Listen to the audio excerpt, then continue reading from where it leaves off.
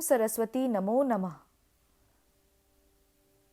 विद्या की देवी सरस्वती का जन्म दिवस वसंत पंचमी वसंत ऋतु के आगमन का प्रतीक है।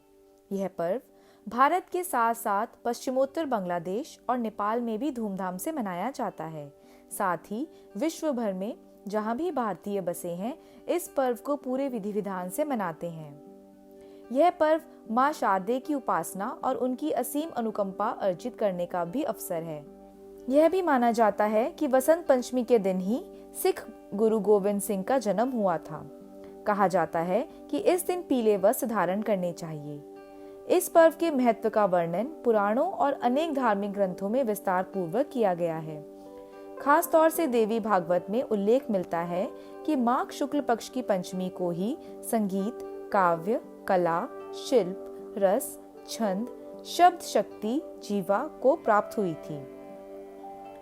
पूजन विधि। इस दिन देश भर में शिक्षाविद और छात्र मां शारदे की पूजा कर उनसे और अधिक ज्ञानवान बनने की प्रार्थना करते हैं। वसंत पंचमी के दिन विद्यालयों में भी देवी सरस्वती की आराधना की जाती है। भारत के पूर्वी प्रांतों में तो इस दिन घरों में देवी सरस्वती की मूर्ति स्थापित कर उनकी पूजा की जाती है और अगले दिन मूर्ति को नदी में विसर्जित कर दिया जाता है। वसंत पंचमी पर पीले वस्त्र पहनने, हल्दी से सरस्वती की पूजा और हल्दी का तिलक लगाने का भी विधान है। वसंत पंचमी पर पीले रंग का क्या महत्व है? पीला रंग इस बात का द्योतक है कि फसलें पकने वाली हैं। इसके अलावा पीला रंग समृद्धि का सूचक भी कहा जाता है। इस पर्व के साथ शुरू होने वाली वसंत ऋतु के दौरान फूलों पर बहार आ जाती है।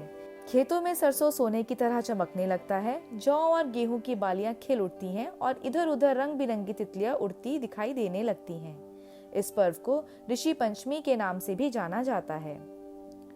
पर्व का पौराणिक महत्व। हिंदू कैलेंडर के अनुसार प्रत्येक वर्ष माघ मास की शुक्ल पक्ष की पंचमी को मनाए जाने वाले इस त्योहार के दिन ही ब्रह्मांड के रचयिता ब्रह्मा जी ने सरस्वती की रचना की थी, जिसके बारे में पुराणों में यह उल्लेख मिलता है कि सृष्टि के प्रारंभिक काल में भगवान विष्णु की आज्ञा से ब्रह्मा जी ने मनुष्य योनि की रचना की, पर अपने प्रारंभिक अवस्था में मनुष्य मूक था और धरती बिल्कुल शांत थी। ब्रह्मा जी ने जब धरती को मूक और नीरस देखा तो अपने कमंडल से जल लेकर छिड़का, जिससे एक अद्भुत शक्ति के रूप में चतुर्भुजी सुंदर स्त्री प्रकट हुई, जिनके एक हाथ में वीणा एवं दूसरा हाथ वर मुद्रा में था। यह शक्ति सरस्वती कहलाई। उनके द्वारा वीणा का तार छेड़ते ही तीनों लोकों में कंपन हो गया और सबको शब्द और वाणी मिल गई। वसंत पंचमी के दिन श्रद्धालु गंगा तथा अन्य पवित्र नदियों में डुबकी लगाने के बाद मां सरस्वती की आराधना करते हैं। उत्तराखंड के हरिद्वार और उत्तर प्रदेश के इलाहाबाद में तो श्रद्धालुओं की अच्छी खासी भीड़ रहती है।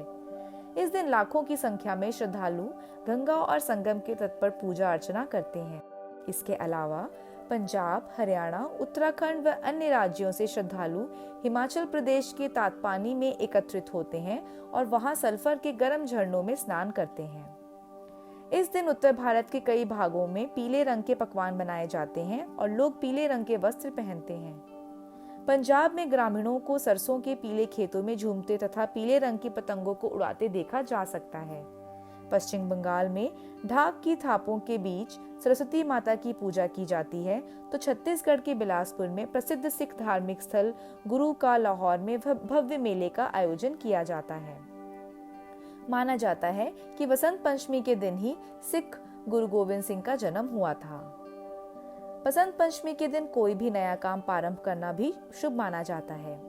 जिन व्यक्तियों को गृह प्रवेश के लिए कोई मुहूर्त ना मिल रहा हो, वे इस दिन गृह प्रवेश कर सकते हैं, या फिर कोई व्यक्ति अपने नए व्यवसाय को आरंभ करने के लिए शुभ मुहूर्त को तलाश कर रहा हो, तो वह वसंत पंचमी के दिन अपना नया व्यवसाय आरंभ कर सकता है। इस प्रकार अन्य कोई भी कार्य जिनके लिए किसी को कोई उपयुक्त मुहूर्त ना मिल रहा हो, तो वह वसंत पंचमी के दिन वह कार्य कर सकता है। ओम सरस्वती नमो नमः।